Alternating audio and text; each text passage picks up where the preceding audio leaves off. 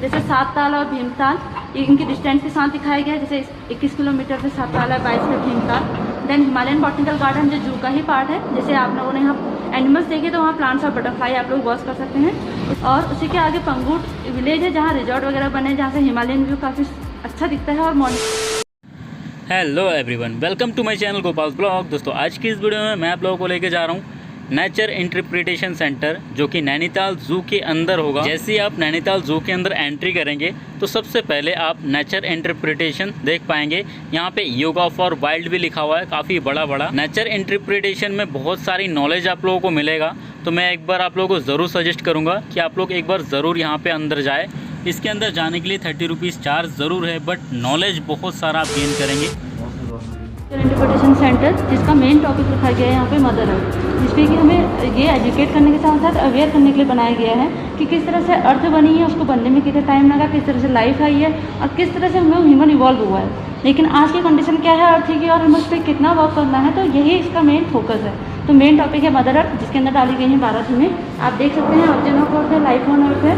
इस तरह से ये लास्ट हमारा क्लाइमेट चेंज और ग्लोबल वार्मिंग हमारा ये लास्ट है। तो आप यहाँ से विजिट कर लीजिए।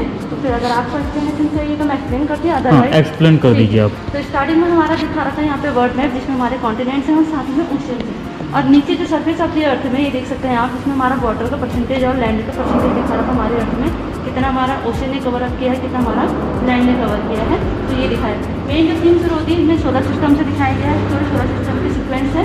और साथ ही में हमारे यहाँ पे थ्योरी है ये ऑरिजिन ऑफ अर्थ, जो हम सभी जानते हैं जो सन के ही हमारे डेब्रिस, हमारा क्या कहते हैं गैस और हमारे जो डस्ट पार्टिकल्स है, उन्हीं के मिलने से हमारे सारे प्लैनेट्स का फॉर्म हुआ है। तो हमारा अर्थ भी एक प्लैनेट है। तो जब वो प्लैनेट बने हैं उस वक्त तो एक प्रॉपर शेप नहीं था, क्योंकि जो भी डस्ट और हमारे गैस के पार्टिकल्स उनको हम लोगों ने उसको हमने नाम दिया है प्लैनेटेसिमल। तो उन प्लैनेटेसिमल से ही हमारे आपस में जुड़ने से प्लैनेट्स के फॉर्म अप हुए हैं। तो प्रॉपर शेप के लिए कंटिन्यूसली बम्बार्टमेंट हुई हमारे प्लैनेटेसिमल की, और आपस में जुड़कर उन्होंने अर्थ बनाए। हो सकता है हमारी अर्थ काफ़ी गर्म स्टेज में थी, काफ़ी कह सकते हैं वार्म अप कंडीशन में थी। तो जो भी इसमें एलिमेंट थे, तो जो हैवी एलिमेंट थे वो हमारे कोर वाले पोर्शन में चले गए और लाइट एलिमेंट्स हमारे बाहर आए। तो इस तरह से हमारे कोर वाला पोर्शन फॉर्म अप हुआ। उसके बाद क्योंकि कंटिन्यूसली जो हम कह सकते हैं जियांट हाइपोथेसिस चलती है हमारे मून की फॉर्मेशन के लिए। एक जियांट हमारे मास के ही बराबर का एक ऑब्जेक्ट हमारे जब अर्थ से बहुत तेज़ी से टकराया था, तो उसके टकराव से बहुत सारा डस्ट या हम कह सकते हैं डेब्रिस पार्टिकल हमारे अर्थ से बाहर को गया। लेकिन ग्रेविटी होने के कारण वो उससे ज़्यादा दूर नहीं जा सका, उसके चारों तरफ ही रोटेट करने लगा। तो पहले तो एक डस्ट के फॉर्म में थे, लेकिन एक टाइम बाद क्या हुआ, आपस में जुड़े और उन्होंने एक शेप दिया, जिसको हम आज मून के नाम से जानते हैं। पहले तो वो काफ़ी पास था, लेकिन अब धीरे धीरे वो हमारी अर्थ से दूर जा रहा है। जब इतना डिस्टर्ब हुआ तो क्योंकि हमारी अर्थ पहले ही बाहर आने लगा और उससे हमारी अर्थ धीरे धीरे ठंडी होने लगी, और उसके साथ ही वॉल्केनिक इरप्शन शुरू हो गए। तो वॉल्केनिक इरप्शन से हम जानते हैं सारी गैसेज रिलीज होती है, जो मीथेन है, कार्बन डाइऑक्साइड है, अमोनिया है, ये सारी गैसेज आई। तो उन्होंने इन्वायरमेंट बनाया और जो वाटर वेपर बाहर रिलीज हुई वो क्लाउड के फॉर्म में कंटिन्यूसली अर्थ में बारिश स्टार्ट हुई। तो वो बारिश और जो गैस है उनके रिएक्शन से बने हैं amino acids. Amino acid protein का काफ़ी सिंपलेस्ट फॉर्म होता है, और तो जो भी प्रोटीन का सिंपलेस्ट फॉर्म है तो हर किसी की बॉडी स्ट्रक्चर में आता है। तो वहाँ पे हायर ऑर्गेनिज्म तो नहीं हो पाए, लेकिन सिंपलेस्ट ऑर्गेनिज्म हुए जिनको हम आर्कियोबैक्टीरिया के नाम से जानते हैं। तो जब आर्कियोबैक्टीरिया हुए तो उन्होंने अपनी कॉलोनी बढ़ाई, उनको फोटोसिंथेसिस की हेल्प से उन्होंने अपने लिए खाना तैयार किया और उन्होंने ऑक्सीजन गैस रिलीज करी। तो इनकी हेल्प से हमारे अर्थ में ऑक्सीजन आया। तो उससे पहले ऑक्सीजन नहीं थी। तो दो प्रॉब्लम सॉल्व हुई, एक तो ऑक्सीजन आई अर्थ में, और क्योंकि अदर ऑर्गेनिज्म नहीं थे कि वो ऑक्सीजन को लेते, तो स्ट्रेटोस्फीयर में ओजोन लेयर के फॉर्म में इकट्ठा हुई। जो डायरेक्ट सनलाइट आ रही है उसका भी जो परसेंटेज है वो कम होने लगा, हमारी अर्थ और ठंडी होने लगी। इस तरह से कंटिन्यूसली भी अर्थ ठंडी होती रही, हमारे ओशियन फिलअप होते रहे, वाटर आते रहे। और बाद में कॉन्टिनेंटल ड्रिफ्ट जो हम जानते हैं, पेंजिया हमारा अर्थ पूरा एक बड़े लैंड मास एक साथ है, जिनको हम पेंजिया के नाम से जानते हैं। बाद में कॉन्टिनेंटल ड्रिफ्ट की वजह से 7 कॉन्टिनेंट्स फॉर्म अप हुए। तो हम आज की डेट में हम ये अर्थ देख रहे हैं। उसके बाद नेक्स्ट थी मैं यहाँ पे लाइफ ऑन अर्थ। तो हमारी जब अर्थ फॉर्मेशन हो गई तो हमारी लाइफ कब स्टार्ट हुई है, तो उसमें 4 एरा है। प्री कैम्बियन है, पैलेजोइक है, मेसोजोइक है, देन सिनोजोइक है। तो प्री कैम्बियन में जो एरा को देन पीरियड में डिवाइड किया गया है। उसमें एरा में हमारे जो हेडन पीरियड है वो हमारा पीरियड विदाउट लाइफ है, मीन्स वहाँ पे लाइफ एग्जिस्ट नहीं करती थी। देन इसके बाद आया आर्कियन। आर्कियन में वही आर्कियोबैक्टीरिया जिन्होंने ऑक्सीजन गैस हमें दी। देन इसके बाद आया प्रोटोजोइक, जिसमें हमारे यूनिसेलुलर एनिमल्स आते हैं जैसे अमीबा, पैरामीशिया वगैरह। देन आता है पैलेजोइक एरा, जो हम आप इमेज के हिसाब से देख सकते हैं, जिसमें हमारे एम्फीबियंस और फिशेज हैं, मीन्स फिश और एम्फीबियंस का एरा कहलाएगा। देन आया मेसोजोइक एरा, जो हमारा रेप्टाइल्स का एरा, जिसको हम डायनासोर वगैरह हम देखते हैं उसमें। देन आया हमारा सिनोजोइक एरा, जिसमें हमारा मैमल्स का एरा है। तो इस तरह से हमारे 4 एरा आ चुके हैं। अभी जो हम चल रहे हैं सिनोजोइक एरा के क्वार्टरनरी पीरियड में। देन उसके बाद नेक्स्ट थीम है layering of earth, trust, maintenance and core, जिसको हम लिथोस्फीयर स्टेनोस्फीयर हमारा कोर वाले पोर्शन में उसको डिवाइड कर सकते हैं। वही लेयरिंग एटमॉस्फेयर पे लिखा रखी है, ट्रोपोस्फीयर से लेकर लास्ट एक्सोस्फीयर पे। ट्रोपोस्फीयर जिसमें हमारे क्लाउड फॉर्मेशन होता है, देन स्ट्रेटोस्फीयर जिसमें हमारे एरोप्लेन और हमारे साथ ही ओजोन लेयर मिलती है, देन मेसोस्फीयर, थर्मोस्फीयर और एक्सोस्फीयर। कितने डिस्टेंस पे है, कौन से स्फीयर में स्पेस सैटेलाइट्स हैं, जिसमें हमारे वेदर सैटेलाइट्स हैं, ये पोर्शन दिखाया गया है।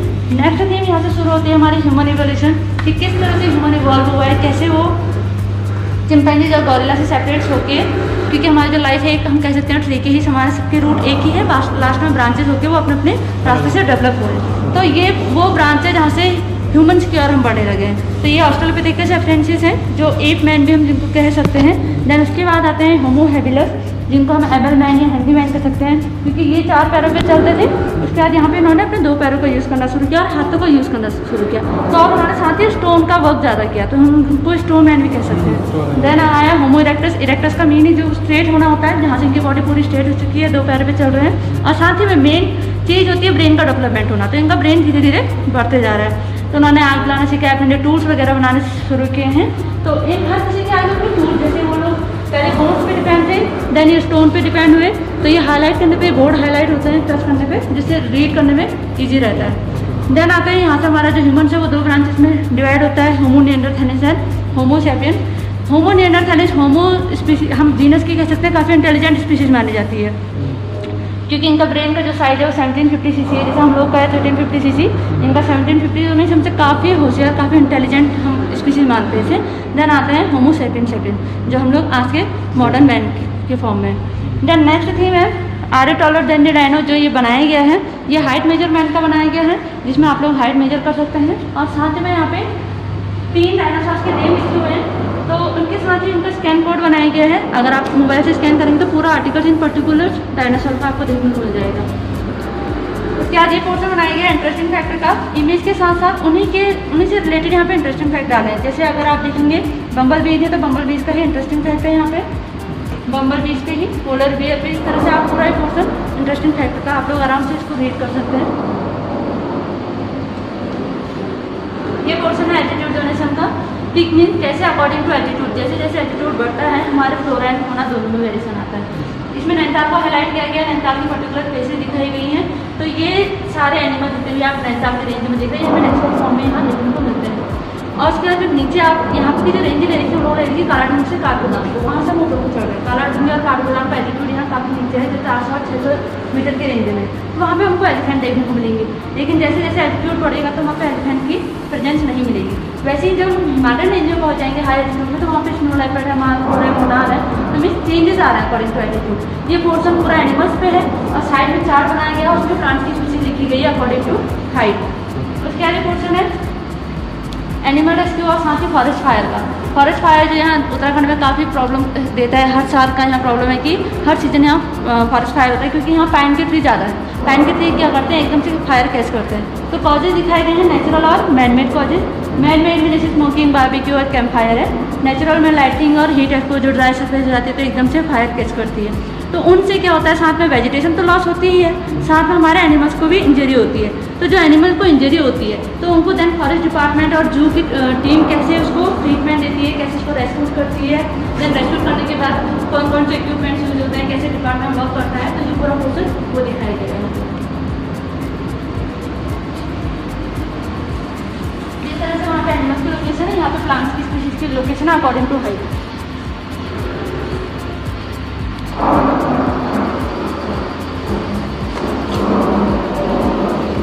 नेक्स्ट टॉपिक है plant kingdoms, classification of plants में हम कह सकते हैं। तो जो हमारे अर्थ में बहुत तरह के प्लांट्स होते हैं, काफ़ी तरह के, जिसमें हमारे seed bearing, non seed bearing, flowering, non flowering, embryo development और नॉट। तो उनके अकॉर्डिंग फॉर बेटर स्टडी के लिए 5 ग्रुप में डिवाइड किए जाते हैं प्लांट, जिसमें हमारे थैलोफाइटा, ब्रायोफाइटा, टेरिडोफाइटा, जिम्नोस्पर्मा, एंजियोस्पर्म होता है। थैलोफाइटा के अंदर वो प्लांट्स आते हैं जिनको वाटर की काफ़ी नीड होती है, जिनका प्रॉपर रूट स्टेम और लीफ नहीं होता, जिसके अंदर हमारे एल्गी, फंजाई और लाइकेन आते हैं। लाइकेन जो हमारे होते हैं एल्गी और फंजाई का सिम्बायोटिक रिलेशनशिप, और साथ ही में ये पॉल्यूशन इंडिकेटर का वर्क करता है। पॉल्यूशन इंडिकेटर मीन जहाँ पे पॉल्यूशन का लेवल कम होगा, ये वहाँ पे ज़्यादा मिलते हैं। तो आप नैनीताल के ज़्यादा ट्री में या जू की भी आपने ट्री विजिट किए होंगे, उसमें ये लाइकेन काफ़ी मिलता है, क्योंकि यहाँ का पॉल्यूशन लेवल कम है। देन आता है ब्रायोफाइटा। ब्रायोफाइटा को हम एम्फीबियन और प्लांट कहते हैं क्योंकि उनको वाटर और लैंड दोनों की जरूरत होती है अपने जर्मिनेशन के लिए। देन आता है pteridophyta, it's a first terrestrial land plant और साथ ही इसमें रूट स्टेम लीव आने लग जाती है क्योंकि पहले में प्रॉपर रूट स्टेम लीव हमको देखने को नहीं मिलती है। उसके बाद आते हैं जिम्नोस्पर्म और एंजियोस्पर्म। इन दोनों में जो पहले की 3 है ये सीड प्रोड्यूस नहीं करते हैं, बाकी जो 2 हैं जिम्नोस्पर्म और एंजियोस्पर्म ये सीड प्रोड्यूस करते हैं। बट इन दोनों में भी डिफरेंस ये है बेसिक, जिम्नोस्पर्म में जो होता है वो नेकेड सीड होते हैं, means without ovary without fruit हम कह सकते हैं कि उनमें सीड होते हैं, जैसे पाइनस है साइकस है, आपको सीड उसके बाहर से दिख जाएंगे। लेकिन जैसे एंजियोस्पर्म में जितने भी फ्लावरिंग प्लांट होते हैं, जितने भी आप लोग प्लांट देखते हैं जिनमें फ्लावर होते हैं उनमें इनको एंजियोस्पर्म कहते हैं और साथ ही में इनके जो सीड होते हैं वो फ्रूट से कवर रहते हैं, जैसे एप्पल है मैंगो है, जब हम लोग उसको खाते हैं उसके बाद हमें अंदर सीड मिलता है। तो ये बेसिक इनका कैरेक्टरिस्टिक्स है, फीचर है जिसके अकॉर्डिंग इनको डिवाइड किया गया है। यहाँ पे जिस तरह से यहाँ प्लांट क्लासिफिकेशन दिखाया गया है, यहाँ पे एनिमल्स का जो है इसमें बेसिक चीज़ दे रखी है प्रेजेंस ऑफ स्पाइनल कॉर्ड या प्रेजेंस ऑफ वर्टिब्रेट कॉलम। जो रोप है रोप से पार्टीशन दिखाई गया, तो पार्टीशन के इधर सब इन्वर्टिब्रेट्स एनिमल्स हैं जिनमें कि स्पाइनल कॉर्ड नहीं है या वर्टिब्रेट कॉलम एब्सेंट है, तो उनको हम इन्वर्टिब्रेट्स कहेंगे। इधर सब वर्टिब्रेट्स एनिमल्स हैं जिनमें हमको वर्टिब्रेट कॉलम देखने को मिलेंगे।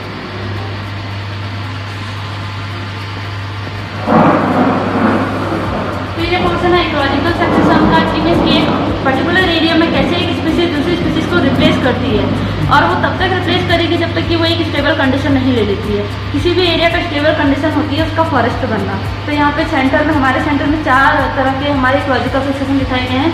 4 तरह के सलाइन वाटर में किस तरह होता है, कैसे फ्रेश वाटर में, सैंड ड्यून में और बैरन रॉक्स में। तो जो सबसे पहले, क्योंकि इकोलॉजिकल सक्सेशन वहीं शुरू होता है जहाँ पे पहले लाइफ फॉर्म नहीं होती। सबसे पहले जो लाइफ आती है वहाँ पे पाइनरी स्पीसीज होती है, जो मीन्स जो काफ़ी शुरू से होती है, लोग आएंगे। अगर हम एक बैरन रॉक्स का एग्जांपल ले लें तो बैरन रॉक्स सबसे पहले जो बैरन रॉक्स है वहाँ पे लाइफ नहीं, लेकिन सबसे पहले वहाँ पे लाइकेन आता है। तो लाइकेन केमिकल रिलीज करती है जो रॉक्स है उनको तोड़ने का काम करती है, जिससे क्या होता है वो सॉइल में चेंज हो जाती है। सॉइल में आने के साथ ही साथ वो ऑर्गेनिक मैटर इकट्ठा करती है जो दूसरी स्पीसीज के लिए रहने के लिए या न्यूट्रिशन के लिए इन्वायरमेंट क्रिएट कर देती है। देन वहाँ पे मॉसेज आते हैं, देन मॉसेज के बाद हर्ब आती है, हर्ब को हटा के सरब आते हैं, सरब को हटा के देन ट्री बन जाता है। तो अब ट्री को कोई नहीं हटा सकता, वो एक स्टेबल कंडीशन है, हम उसको क्लाइमेक्स कम्युनिटी भी कह सकते हैं। तो ये सारी प्रोसेस हमारी इकोलॉजिकल सक्सेशन कहलाती है।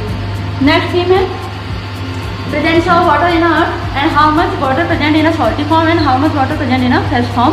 और देन लास्ट में हमारा ये है कि वाटर में पर्टिकुलर हमारे ह्यूमन बॉडी में कितना वाटर है, पर्टिकुलर ऑर्गन में कितना हमको हमारा पर्टिकुलर ऑर्गन कितने परसेंटेज वाटर से बना है। तो आप पर्टिकुलर ऑर्गन दिखाए गए हैं जैसे आइज है, ब्रेन है, हार्ट है, तो कितना परसेंटेज वाटर इन ऑर्गन्स में होता है ये है।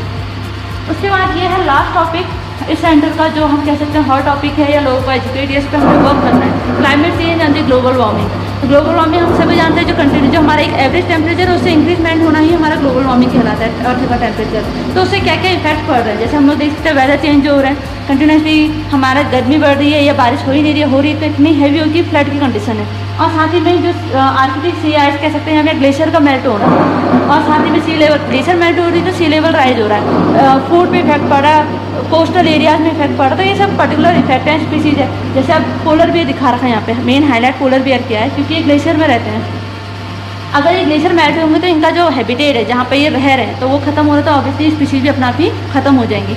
ये तो स्पीसीज इतनी बड़ी है कि हर कोई इस पर वर्क कर रहा है, लेकिन कितनी स्पीसीज ऐसी होंगी जो काफ़ी छोटी हैं लेकिन वो हमको मिलने से पहले ही खत्म हो रही हैं। और हर स्पीसीज का अपना अपना एक रोल होता है इकोसिस्टम में, क्योंकि हर कोई किसी ना किसी तरफ से जुड़ा हुआ है। तो उसका कैसे कैसे इफेक्ट पड़ रहा है हमारे ग्लोबल वार्मिंग का या हम कह सकते हैं क्लाइमेट चेंज का, उसका मेन रीजन हम दिखा रहे हैं यहाँ पे green house gases, increment of the green house gases. जो हमारे ग्रीन हाउस गैसेज होती है जैसे कार्बन डाइऑक्साइड है, मीथेन है, नाइट्रोजन ऑक्साइड है, नाइट्रस ऑक्साइड है, तो इनके ही इंक्रीमेंट से क्या हो रहा है ग्लोबल वार्मिंग हो रहा है। तो इसका इम्पैक्ट कहाँ कहाँ पड़ रहा है, कहाँ कहाँ क्लाइमेट जैसे लेस स्नो है, हैवी रेनफॉल है, पब्लिक की हेल्थ पे इफेक्ट है। तो ये कुछ इफेक्ट दिखाए गए हैं और साथ ही में कैसे वो हमारी हेल्थ पे इफेक्ट डाल रहे हैं साथ ही साथ ये दिखाया गया है। और साथ में हम कैसे उसको कंट्रोल कर सकते हैं, कैसे हम अपने कार्बन फुटप्रिंट्स को, क्योंकि एक पर्टिकुलर हर ह्यूमन्स या हर पीपल अपने कार्बन फुटप्रिंट्स छोड़ता है, जितना हम यूज़ करेंगे एक इंडिविजुअल तो वो कार्बन का या मीथेन का, जैसे अब हम ट्रैवल कर रहे हैं, आप लोग ट्रैवल कर रहे हैं, तो आपका अपना खुद का कार्बन फुटप्रिंट है। तो कैसे अपने कार्बन फुटप्रिंट को हम कम कर सकते हैं, क्योंकि पब्लिकली या हम पूरे मास में तो एक साथ किसी को फोर्स नहीं कर सकते, लेकिन हम अपनी तरफ से कैसे कम कर सकते हैं, तो वो स्टेप दिखाए गए हैं। जैसे वाटर कंजर्व कर सकते हैं, हर इंसान को जिम्मेवारी उठानी अपने पड़ेगी। अपने स्टेप कैसे कम करेंगे। देन रिड्यूस वेस्ट, हम 3R अप्लाई कर सकते हैं, reuse, reduce and then recycle.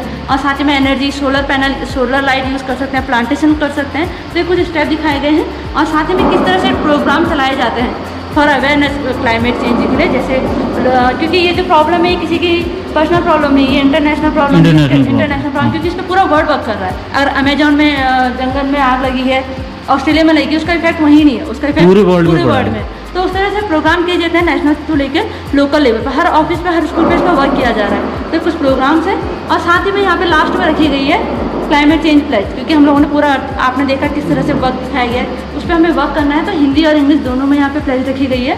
तो उसको रीड करके आप लोग अपनी तरफ से भी एक इनिशिएटिव स्टेप लेंगे कि आप लोग की तरफ से भी ये ग्रीन हाउस गैस का इमिशन कम से कम हो सके।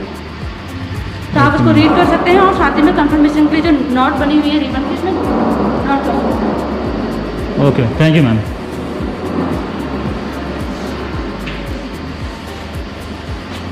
You can tie here.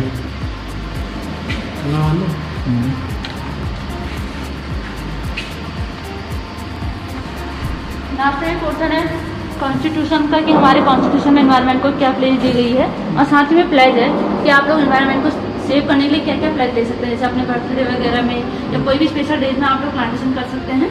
तो ये पोर्शन है। और बैक साइड आपकी कुछ प्लेसेस दिखाई गई हैं जहाँ आप लोग विजिट कर सकते हैं। जैसे सात ताल और भीमताल, ये इनकी डिस्टेंस के साथ दिखाया गया है। जैसे 21 किलोमीटर पे सात ताल है, 22 पे Bhimtal. Then Himalayan botanical garden जो जू का ही पार्ट है। जैसे आप लोगों ने यहाँ एनिमल्स देखे तो वहाँ प्लांट्स और बटरफ्लाई आप लोग वॉच कर सकते हैं। उसी के पास में सरकाताल वाटरफॉल है और Naina Devi bird conservation reserve, जहाँ से 15 किलोमीटर दूर है।